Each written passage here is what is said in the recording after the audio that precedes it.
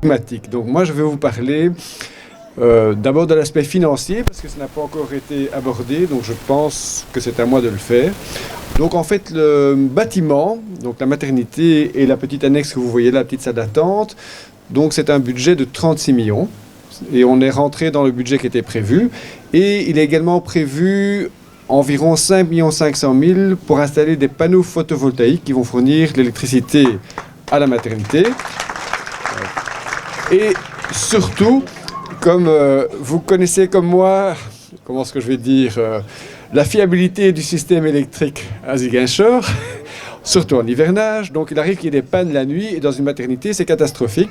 Donc on va installer un système de batterie qui fera que la maternité aura du courant toute l'année, 365 jours sur 365. Alors j'ai aussi un petit scoop pour vous, une dernière nouvelle dont pas grand monde est au courant. En fait, quand vous examinez ce bâtiment actuel, est-ce que vous ne pensez pas qu'il manque quelque chose quand vous regardez le poste de santé? Un mur d'enceinte. Donc on a décidé avec Casa for Life, on va faire un mur d'enceinte. On ne peut pas payer le mur de tout le site, mais on va clôturer la maternité et le logement de la sage-femme pour la sécurité.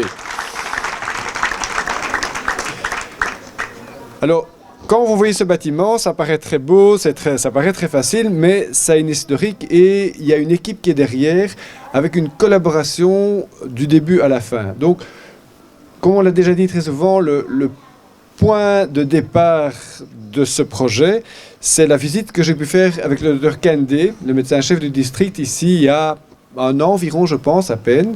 Donc, Dr Kandé est venu montrer le site en me demandant si on pouvait faire une maternité. Et comme dit Martine, on n'y croyait pas trop au départ. Et puis, on a pu obtenir un financement en Belgique, entre autres, parce qu'on a pu présenter qu'on collaborait avec les autorités locales. Ça, c'était très important pour nous, donc, avec le district et avec la mairie. Donc, ce projet est fait en collaboration avec l'équipe de la mairie. On a discuté assez longuement pour voir qui faisait quels travaux et donc il a été décidé que nous nous occupions de la maternité, que la mairie allait faire le logement dans un premier temps de la sage-femme et puis après on va continuer à voir comment ce qu'on peut faire pour collaborer pour que vous ayez un vrai site avec un vrai poste de santé, un logement pour l'ICP également, mais ça c'est l'avenir et je ne peux pas m'engager tout seul. Alors, donc la mise en place de ce bâtiment donc, a commencé par la demande du district et de la mairie. Ensuite, il y a toute une équipe qui est derrière et je voudrais vraiment remercier toute cette équipe.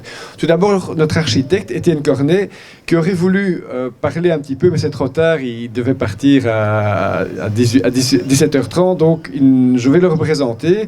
Donc lui a mis vraiment beaucoup de cœur pour faire les plans, pour s'adapter aux usages locaux et pour suivre ce chantier à distance grâce à WhatsApp. En lui faisant un compte rendu d'une rencontre que j'ai eue avec le docteur Kandé, qui me faisait la situation des postes de santé à Ziguinchor et en gros la situation sanitaire de Ziguinchor.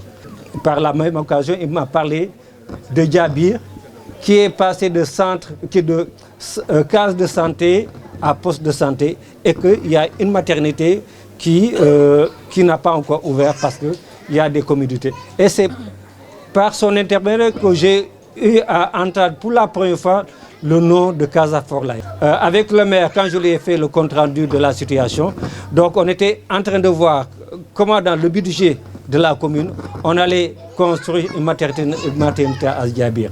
Donc quand Arfan m'a annoncé le projet de Casa for Life, j'ai dit que c'est une aubaine. J'avais envie de donner quelques pas de danse parce qu'on venait de nous sortir une épine du pied. Et ce que j'ai remarqué, ou bien ce que j'ai beaucoup apprécié avec les partenaires de Casa for Life, on a fait un travail inclusif. Déjà depuis juin 2022, si je me rappelle bien, on a commencé à discuter et Yves me disait leur architecte n'a pas le temps de produire des plans, mais il serait disponible peut-être en fin 2022. Je dis, je vais voir avec nos services comment proposer un plan.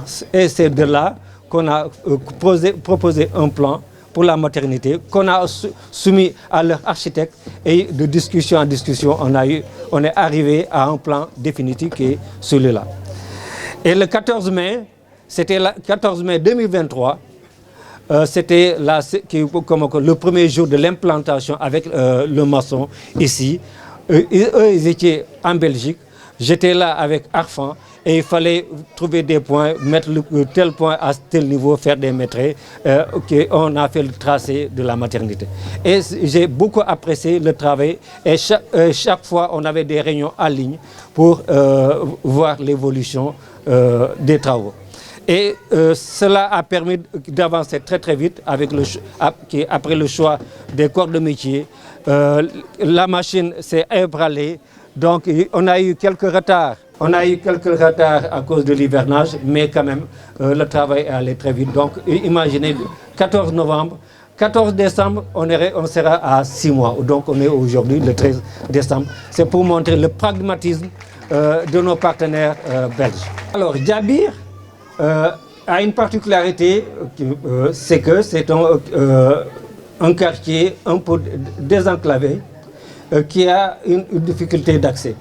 Et le maire, dès qu'il est arrivé, sa philosophie, c'est de permettre à toutes les populations de Ziguinchor d'avoir le même accès aux soins de santé, même accès à l'école, même accès, donc que tous les citoyens de Ziguinchor soient traités à égale dignité. C'est pour cela qu'il avait un choix particulier pour les quartiers périphériques pour leur permettre d'être au même niveau que les autres quartiers. Donc c'est pour cela Djabir était une priorité pour lui. Nous prions à ce titre les représentants de l'État ici présents de continuer à consolider les acquis déjà entreprises et celle de Casa for Life qui vient de poser. Pour rappel, depuis 2005, l'État du Sénégal, à travers le programme AFDS, a construit une case de santé qui fonctionnait difficilement. Conscient de l'extension du quartier, l'État a compris que Djabir ne pouvait plus rester à l'état d'une case de santé et a bien voulu l'ériger depuis 2 ans en un poste de santé. Nous tendons également la main à la municipalité qui est en train de relever des défis de taille à travers les nombreuses actions, je dis bien les nombreuses actions entreprises dans le poste de santé qui sûrement nous réunirons à nouveau dans un futur proche. Mesdames, Messieurs, honorables invités, je ne saurais trouver les mots adéquats pour remercier assez Casa for Life pour toutes les peines et souffrances des femmes qu'elles viennent de mettre fin à travers la construction de cette maternité. Notre reconnaissance et notre gratitude vont à l'endroit de M. Arfan Kamara Ilé, qui a su représenter dignement l'association Casa for Life dans l'exécution des travaux. Les femmes de Djabir sont très fières de toi, M. Kamara. Permettez-moi d'associer à ces remerciements et reconnaissances les premiers bénévoles formés entre 2006 et 2007 pour la case de santé. Nous savons combien de fois le travail de bénévolat est difficile car un don de soi exclusif. Je voudrais nommer à ce titre Mesdames Maïmouna Bagui, Yama Djedjou et M. Mohamedou Sambou qui est là parmi nous, sans oublier M. Léger Martial Sagna qui a assuré le fonctionnement de la case de santé de 2008 à 2016. Chers invités, je prie de bien vouloir les applaudir très fort. Je ne saurais terminer mon propos à ma qualité de Badiango sans rendre un vibrant hommage à M. Jean Almami Diémé qui a su raviver la flamme de la case de santé quand celle-ci était fermée pendant quelques moments. Monsieur Almami Guémé est passé par le délégué de quartier et par moi-même en tant que Badiengo afin de redynamiser les femmes pour la relance de la case de santé. Une collecte de fonds et des activités génératrices de revenus ont été organisées à cette occasion. Les fonds collectés ont permis de pouvoir bénéficier à nouveau de dotations en médicaments.